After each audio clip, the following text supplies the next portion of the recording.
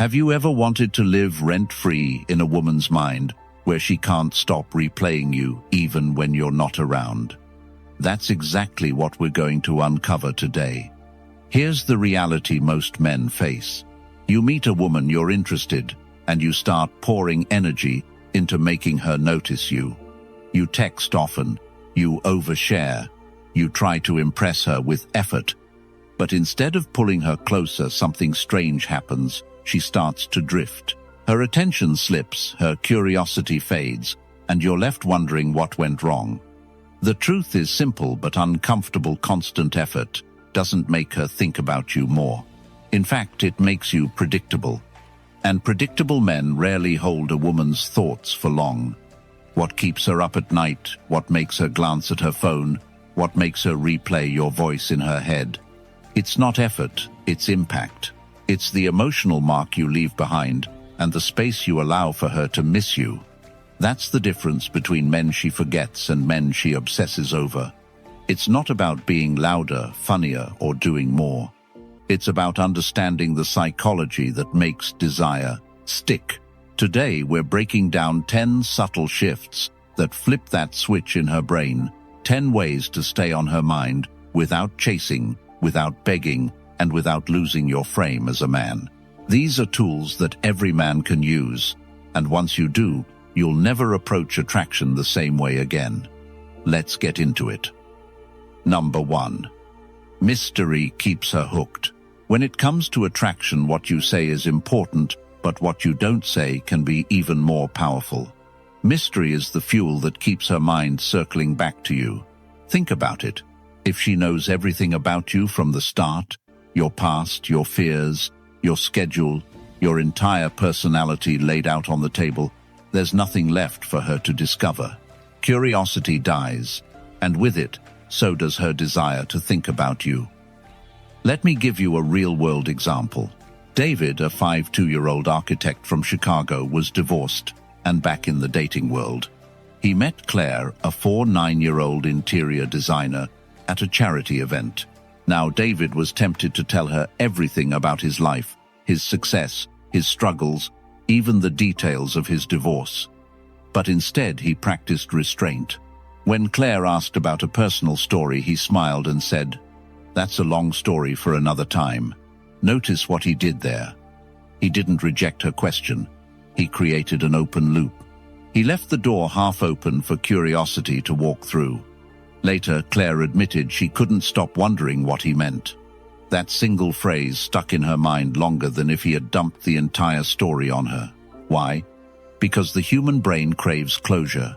When a story is unfinished, the mind replays it again and again. This is where most men fail. They believe that oversharing creates connection. They flood women with endless texts, paragraphs, life stories, hoping to prove they're honest and deep. But oversharing doesn't build intimacy, it kills mystery. It leaves no room for her imagination. And imagination is where obsession is born. Mystery doesn't mean being cold or distant. It means leaving space.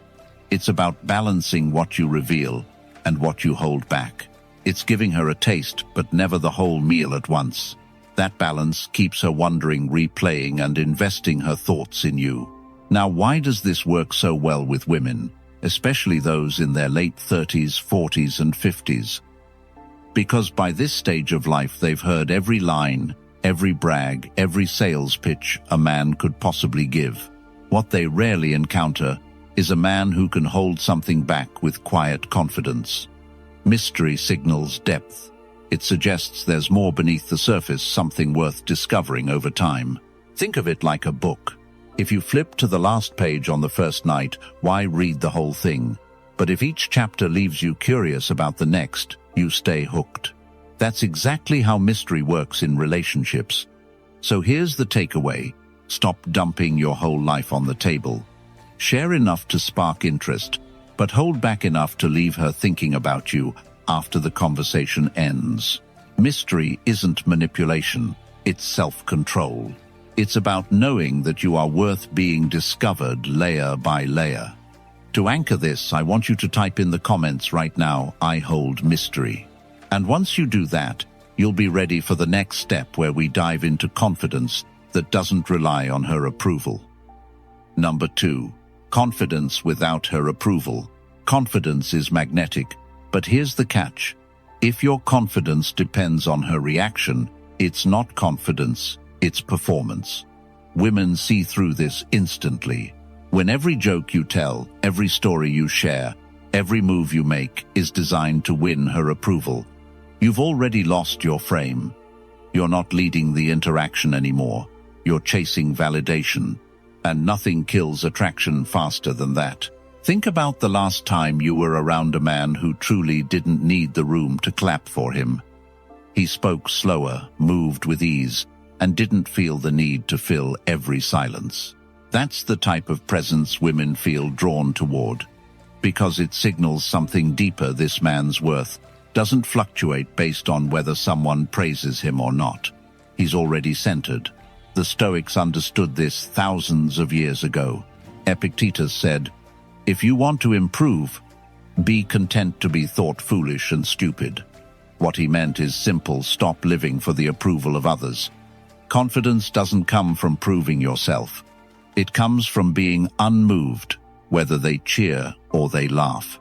That's real strength. And women sense it immediately. Now, here's where most men get it wrong. They think confidence is about showing off, talking louder, bragging about success, flexing achievements. But that's not confidence. That's noise. Real confidence is quiet. It's steady. It's not about making her believe you're impressive. It's about not needing her to believe anything at all. Let's make it practical. Picture yourself sitting across from her at dinner. She makes a playful remark to test you, maybe even something that could make another man defensive. Instead of scrambling to prove yourself or firing back to earn points, you just smile, maybe even lean back and let the silence hang for a moment. That pause, that lack of reaction, says more than any clever comeback ever could. You're not shaken. You don't need to prove your worth in that moment. And that's what keeps her curious. Confidence without her approval also means you have an identity outside of her. Too many men enter relationships with nothing grounding them. No purpose, no discipline, no passions beyond chasing her. And when she senses that, she realizes she's the center of his world. At first, that might feel flattering, but over time it feels suffocating. What keeps her attention is a man who has his own orbit, his own path, and who allows her to join but doesn't collapse everything around her. Marcus Aurelius once wrote, "The tranquility that comes when you stop caring what they say or think or do, only what you do." That's the essence of this phrase. Your calm self-assurance doesn't waver based on how she responds to you. You're steady whether she's showering you with compliments or testing your patience. The truth is, women admire men who can admire themselves. Not in arrogance, but in quiet assurance. If you need her to constantly affirm your value, you'll drain her energy. But if you radiate confidence from within, she'll lean toward you almost unconsciously because she feels safer around someone who doesn't crumble under pressure. So how do you build this type of confidence? You stop outsourcing it. You stop looking at her reaction as the scorecard for your worth. Instead, you invest in your body, your discipline, your craft, your purpose. When you know you're grounded in something bigger than her approval, every interaction shifts. She's no longer the judge, you are. And here's the paradox. When you stop seeking her approval, that's when you actually get it. Because she sees that you're different. You're not bending to fit her expectations. You're standing firm, inviting her to meet you where you are. That energy is rare. And rare is irresistible. To anchor this point, write in the comments, "I stand firm." Next, we'll explore how emotions, when delivered with contrast, linger in her mind far longer than effort ever will. Number 3. Emotions echo louder than effort. Most men believe that the harder they try, the more a woman will think about them. They send long texts, plan elaborate dates, shower her with compliments. But here's the truth. Effort doesn't echo, emotion does. What she remembers, what she replays in her mind, when she's lying in bed at night, isn't how many things you did for her. It's how you made her feel in the moment. Let me show you what I mean with a real story. Michael, 54, runs his own accounting firm in Denver. He met Laura, 50, a high school teacher, at a mutual friend's dinner. Michael used to be the over-effort guy. He'd buy flowers, send constant updates, and over-explain his feelings. Women thanked him for his kindness, but it rarely turned into real attraction. With Laura, he tried something different. Instead of focusing on doing more, he focused on creating moments that carried an emotional charge. One night, they were walking after dinner. Michael stopped, looked at the stars, and simply said, "You know, being here with you feels like a moment I don't want to forget." That wasn't a grand gesture. It wasn't expensive or flashy, but Laura later admitted she replayed that sentence in her head for days. Why?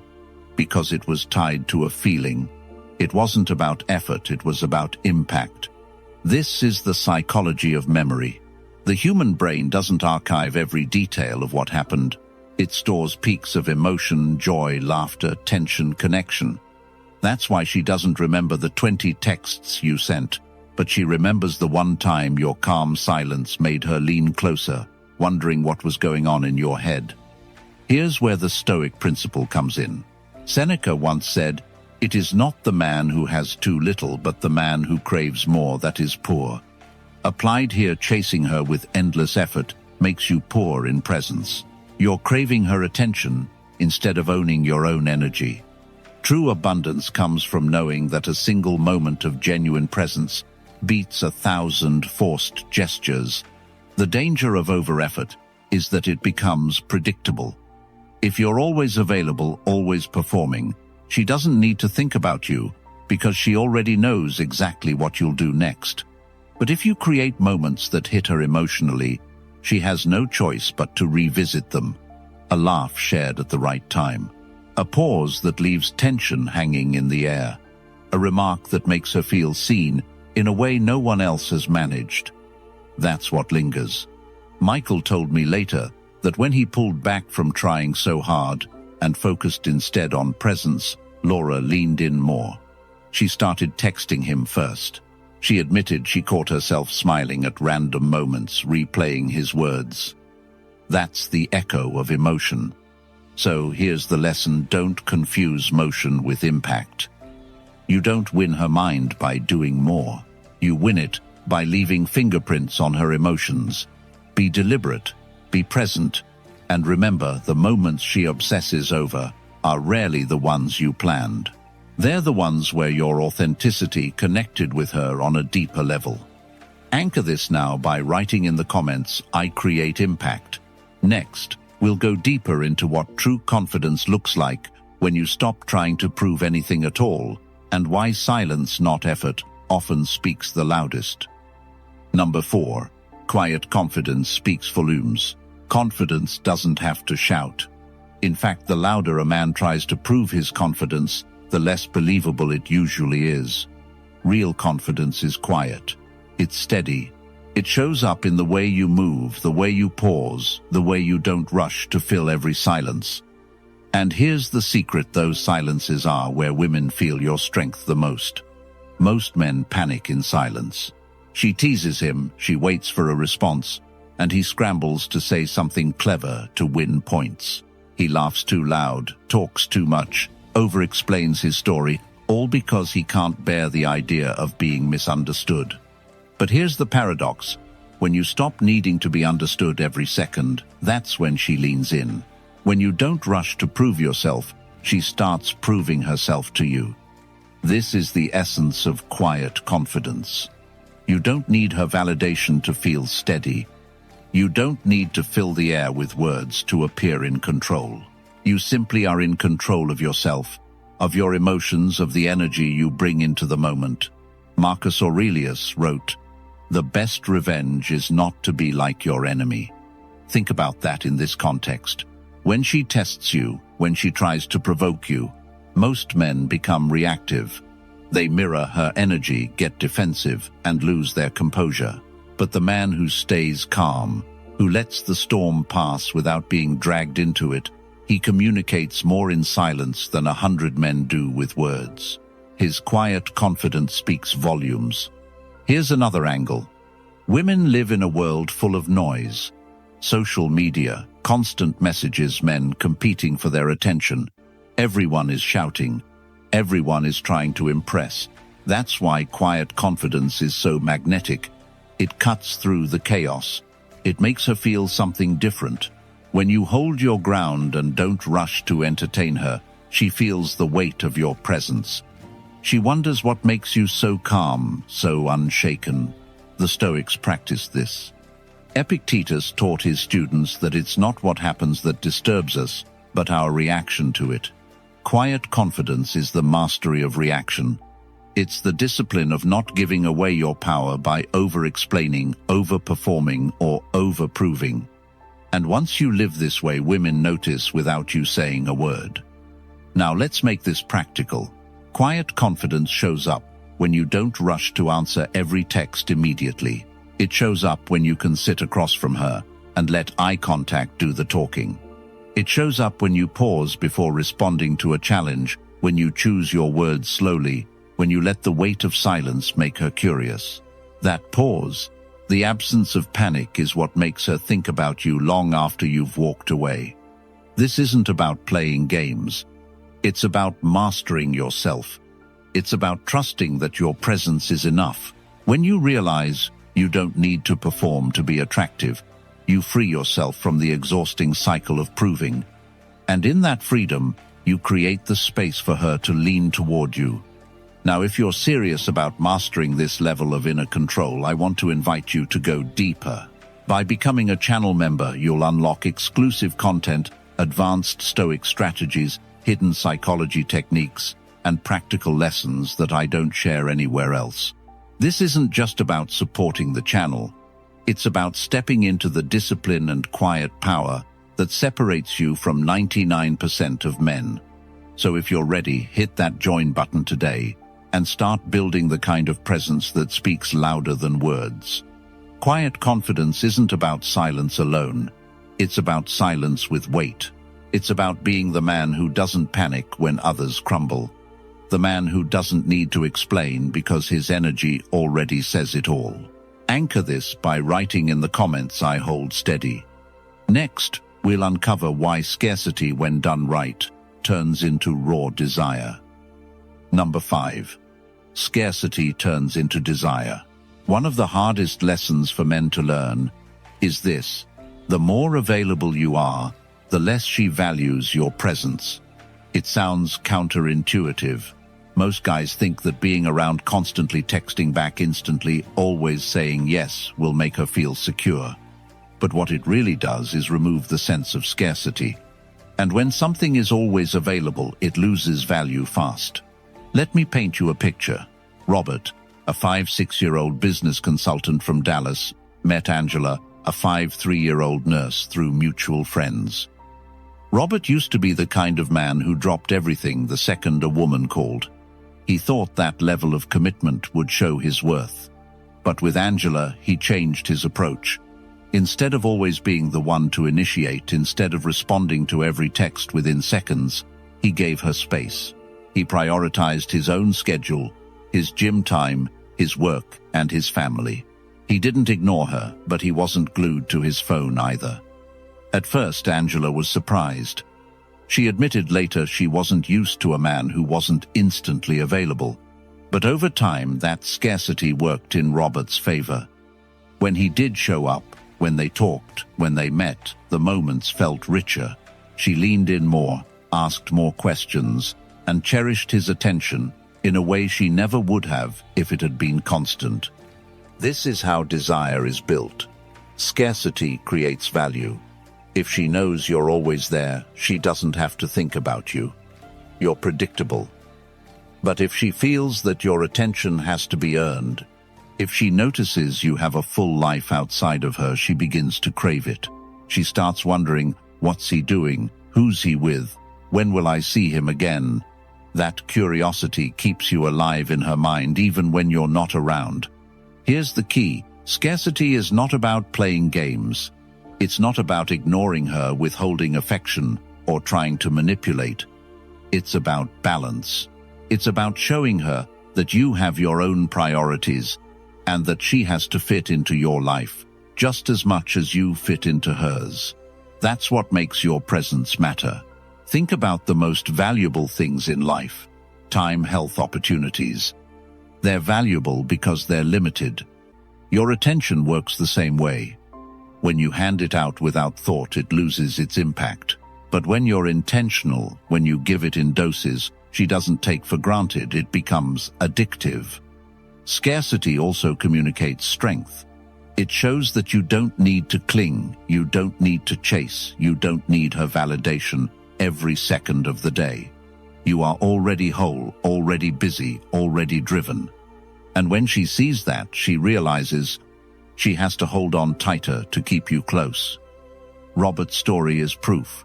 Angela later told him, "You're the first man I've met who doesn't make me his entire world, and that's why I can't stop thinking about you."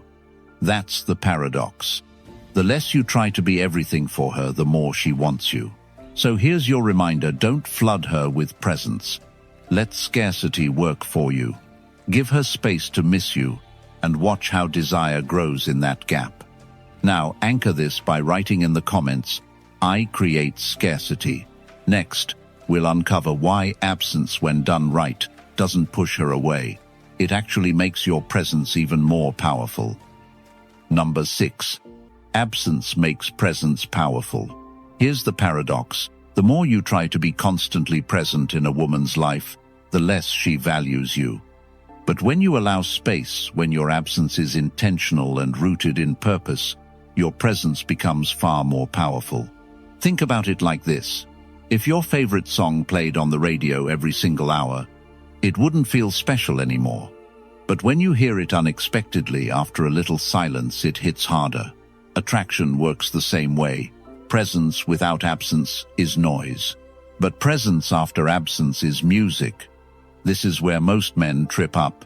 They confuse being available with being valuable. They flood her with attention, always texting back instantly, always free to meet, always on call. At first it feels flattering, but soon it feels ordinary. And ordinary doesn't stick in her mind. Absence is not ghosting. It's not about cutting her off to manipulate her. It's about having a life so full that your attention is naturally scarce. You're busy building your body, your mind, your mission. You're not sitting around waiting for her text. You're living. And because of that, when you do appear, your presence feels charged with energy. She feels it. She remembers it. Marcus Aurelius wrote, "The happiness of your life depends upon the quality of your thoughts." When your thoughts are focused on building yourself, rather than obsessing over her, your time away becomes meaningful. You come back with more, to offer more, to share more depth in your presence. That's what absence does. It enriches the quality of your return. Absence also creates contrast. Human beings only recognize warmth when they've felt cold. They only appreciate light after darkness. In the same way, a woman only values your presence when she has time to feel your absence. If you never step away, she never has the chance to miss you. And missing you is exactly what keeps you in her thoughts. Here's the power of this principle. When you let silence stretch, she fills it with her imagination.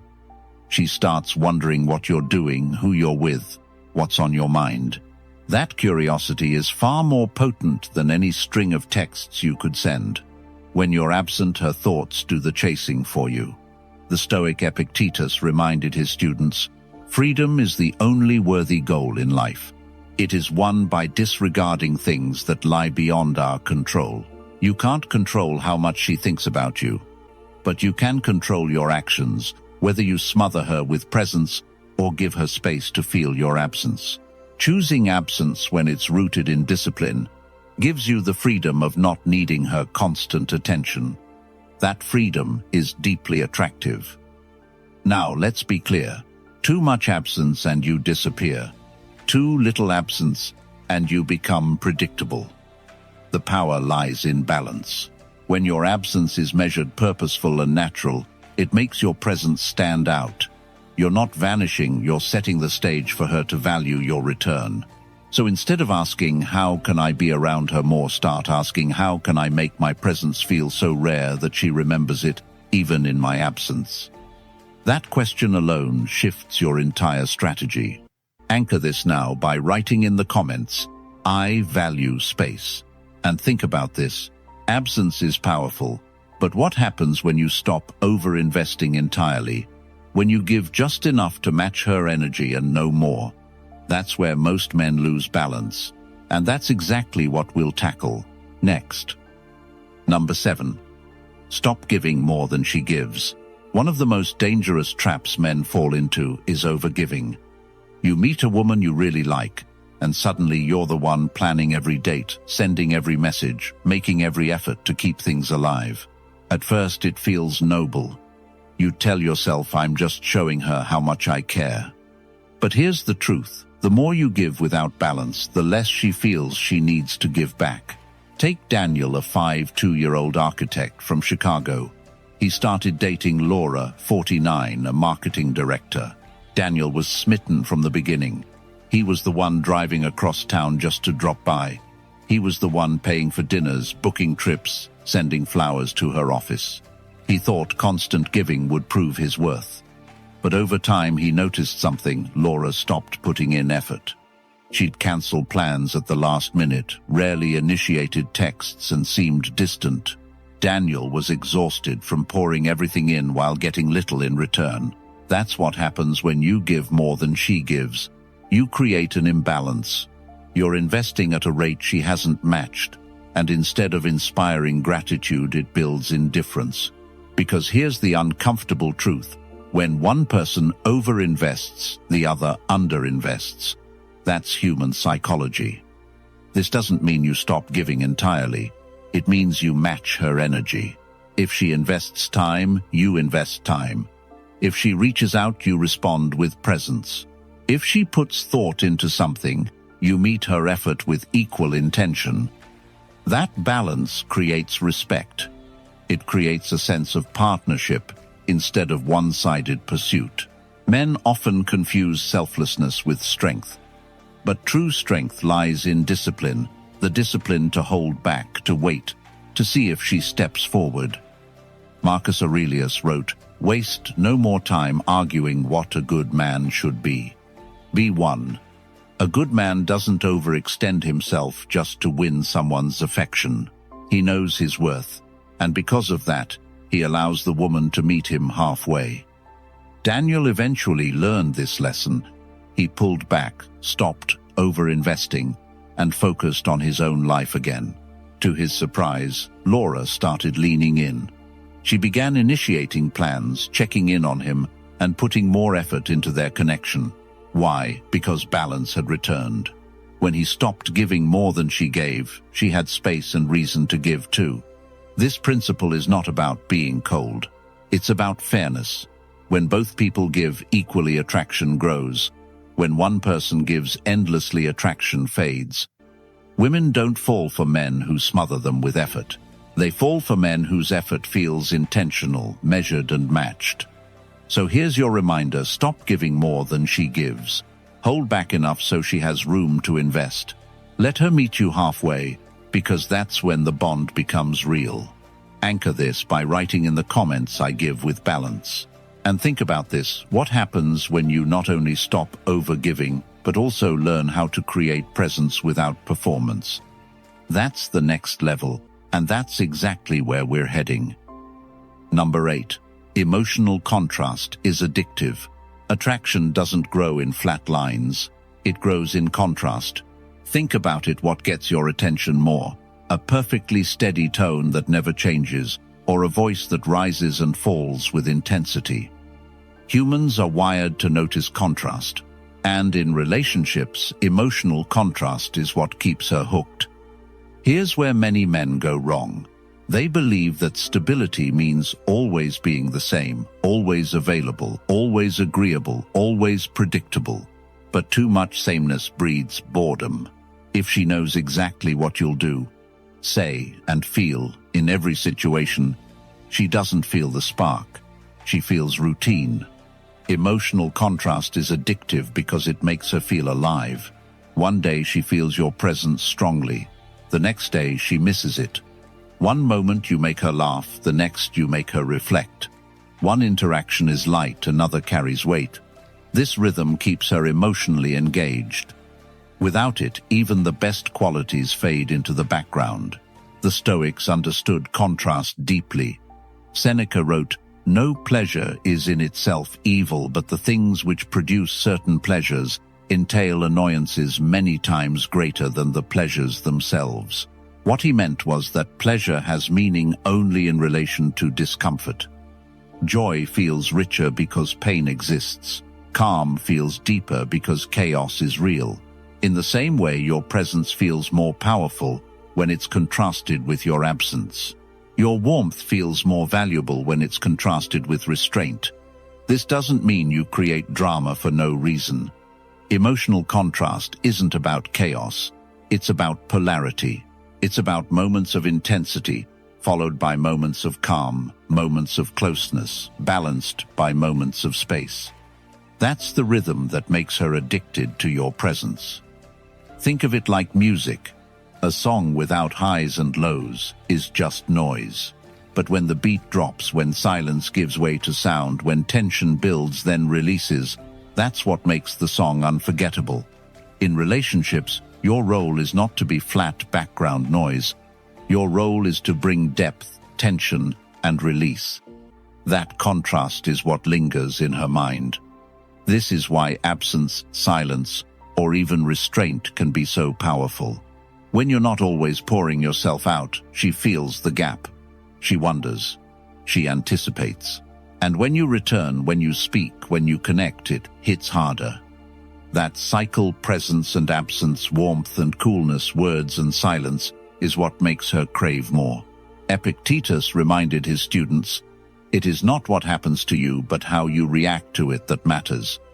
Contrast isn't just what you do, it's how you control your energy, how you react, how you vary your presence. Most men react the same way every time. The disciplined man knows how to bring variety without losing composure. That's what keeps her addicted. So here's your takeaway: don't be predictable, don't be flat. Let your presence rise and fall like the rhythm of a song she can't get out of her head. Because emotional contrast handled with discipline is not just attractive, it's unforgettable. Anchor this by writing in the comments, "I create contrast." And here's the real hook: contrast is addictive. But when you combine it with restraint, when you stop performing and start embodying presence, it turns into raw magnetism. That's exactly what we'll uncover next. Number 9. Purpose makes distance magnetic. Distance by itself can be dangerous. If you pull away with no reason, no grounding, it feels like neglect. But when distance is tied to purpose, when it's clear you are moving with intention, that distance becomes magnetic. It's no longer about absence, it's about presence amplified by direction. Let's ground this with something real. Michael, a 5-year-old contractor from Denver, had been seeing Karen, 50, a school administrator.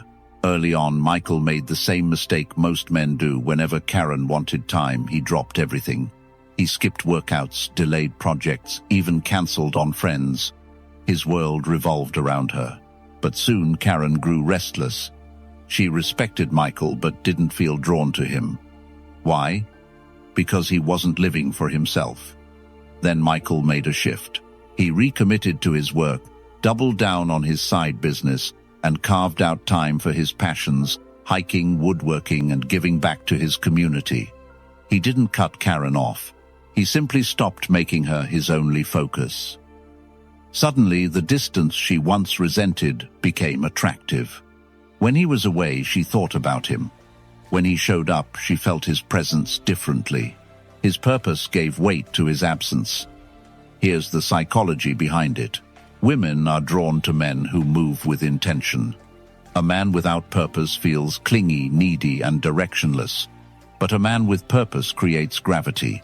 His energy pulls her in even when he's not physically there.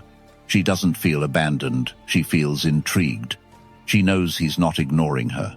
He's building, growing, striving. That's irresistible. This ties directly into Stoicism. Marcus Aurelius said, "A man's worth is no greater than the worth of his ambitions." Purpose is ambition directed. It's the fuel that keeps you moving even when relationships ebb and flow. And when you live with purpose, your distance doesn't feel empty. It feels meaningful. She sees your absence as proof that you stand for something bigger than her approval. Think about it this way. A man who vanishes into distraction loses her interest. A man who vanishes into purpose sharpens her desire. Because every time he returns, he brings more of himself, more depth, more stories, more strength. That rhythm of purposeful absence and intentional presence is what makes the connection magnetic. Michael experienced this firsthand. Once he stopped overgiving and started living with focus, Karen leaned in. She began to admire him again. She wanted to be part of his mission instead of being the mission. That's the transformation that purpose creates. So here's the truth. Distance without purpose weakens a bond. But distance with purpose electrifies it. If you want her to crave your presence, don't just disappear. Live with direction.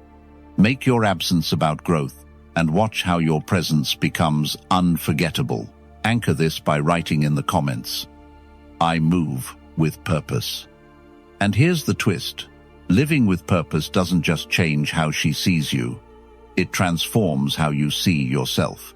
In the final part, we'll uncover why this discipline, the union of restraint, contrast, and intention, creates a magnetic energy that no woman can resist. Number 10. Selective attention is the ultimate signal. Let's be real, attention today is cheap. Everyone's scrolling, everyone's liking, everyone's distracted. A man who throws his attention around like spare change blends into the noise, but a man who gives attention sparingly, deliberately, and only when it counts, he stands apart. That's why selective attention is the ultimate signal. Think about how this works in practice. When you're with a group of people and you give your full focus to one person, it carries weight. It tells them without words that they matter in that moment. But if you're the guy who's constantly checking his phone, texting back instantly, flooding her with compliments every hour, your attention loses its power. It's like a faucet left running. No one notices it anymore. Now here's the shift. Selective attention doesn't mean withholding affection or being cold. It means treating your focus like currency. You don't spend it on every distraction. You invest it in what truly matters. When you live this way, your attention becomes a reward instead of a given. This principle is deeply Stoic. Epictetus taught, "You become what you give your attention to." If you give your attention to trivial things, social media, pointless arguments, constant validation, you dilute yourself. But when you give it selectively, when you aim it at growth, purpose, and people who deserve it, you elevate both yourself and the person who receives it. That's why a woman can't ignore it when your attention lands on her, because it's rare. Let's break it down further. When your attention is selective, 3 things happen. First, it communicates self-control. You're not pulled by every impulse, every notification, every demand. You choose deliberately. Second, it raises your value. Scarcity always increases worth, and your attention is no different. Third, it makes her work for it. She doesn't just assume she has all of you. She feels the need to earn it, to keep it, to not take it for granted. Contrast this with the average man. He gives attention freely, desperately to any woman who shows him interest. His energy is scattered, his focus weak, and because of that, he never stands out. Selective attention is what separates the man she forgets from the man she can't stop thinking about. Here's a different angle. Selective attention is not only about what you give, but also what you withdraw from.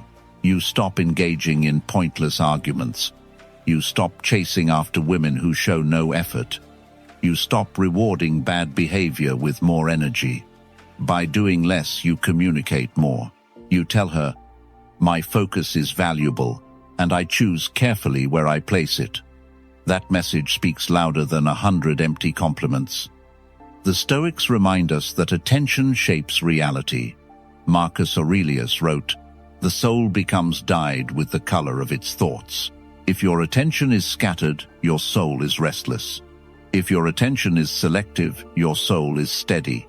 And steadiness is magnetic. Women sense it. They feel it. They're drawn not just to what you say, but to the discipline behind when you choose to speak, when you choose to notice, when you choose to give. The truth is, selective attention is the highest form of respect you can show yourself. It proves that your life is full, your time is valuable, and your energy is precious. And because of that, when you give her your attention, it feels like a gift. It lingers. It makes her think about you long after you're gone. So if you want a signal stronger than words, stronger than gestures, stronger than performance, master your attention. Guard it. Choose carefully. And let her feel the weight of it when you decide she's worth it. Because in the end, selective attention isn't just attractive, it's unforgettable. So now you see the truth. What makes a woman think about you non-stop isn't about chasing, performing, or flooding her with attention. It's about discipline, presence, and control. It's about mastering yourself first, because when you do, she can't help but feel your weight, even when you're not around. We walked through 10 powerful principles, from the mystery that hooks her mind, to the quiet confidence that speaks louder than words, to the ultimate signal, your selective attention. Each one is a reminder that attraction isn't about doing more. It's about doing less with greater intention. And if you're ready to take this deeper, if you want to unlock advanced strategies rooted in Stoicism and psychology, join the membership today. You'll get exclusive content that I don't share publicly, tools that sharpen your discipline, your presence, and your influence. Don't forget to subscribe to the channel so you never miss what's coming next. Thank you for watching, and I'll see you tomorrow.